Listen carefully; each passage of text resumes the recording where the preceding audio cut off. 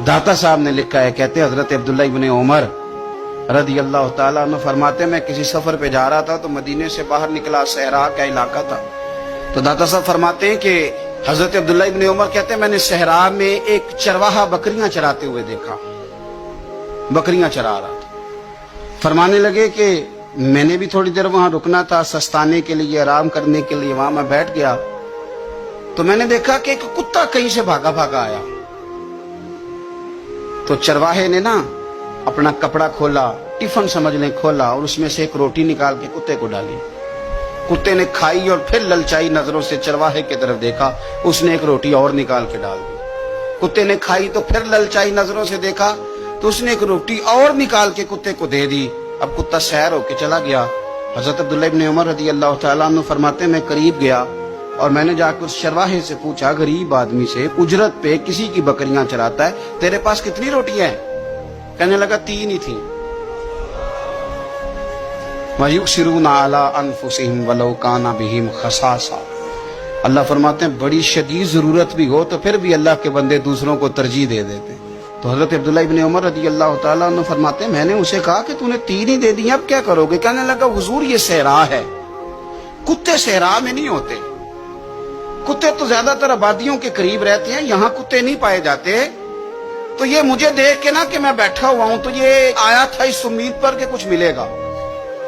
तो हुजूर वो भूखा भी था, मैंने एक रोटी दी तो फिर लगा भूखा है, दूसरी दी तो फिर लगा भूखा है, मैंने 3 दे दी। उस बेचारे को पता नहीं को देगा कि नहीं देगा, मैं तो शाम को घर जाके खा लूंगा, इसलिए मैंने उसे दे दी। माला वाले सखी नहीं होंगे, जे सखियां कोल माल नहीं होंदा, इथे उथे दोवी जहानी सखी कंगाल नहीं होंदा। हजरत अब्दुल्ला इब्न उमर कहते हैं मैं जिस सफर पे जा रहा था वहां से मैं वापस आ गया।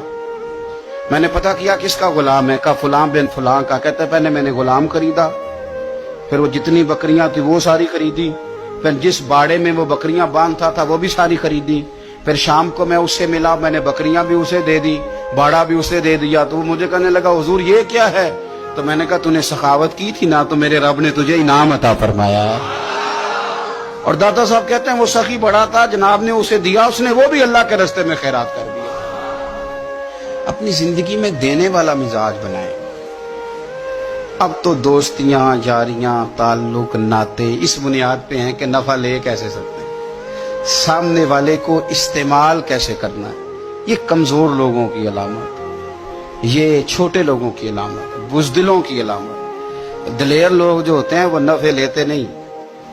खैरुन्नास मन यनफउन्नास, हुजूर ने फरमाया मैंने तो ये कानून बनाया कि लोगों में से बेहतर वो है जो नफा दे, किसी को नफा दे। और दाता साहब इससे आगे लिखते हैं, कहते हैं कि हजरत हसन बिन अली, इमाम हसन, नवासे रसूल, जिगरगोश है बतूल, कहते हैं उनका एक जानने वाला बंदा उनके पास बड़ी दुखी हालत में आया और आके रोने लगा। ने फरमाया क्या हुआ? अर्ज की हुजूर 400 दिनार का कर्जा है, जिनके पैसे देने हैं वो बड़ा सताते हैं, मेहरबानी करें। हजरत इमाम हसन फौरन गए और 400 दिनार ला के दिया, बंदा पैसे लेके चला गया।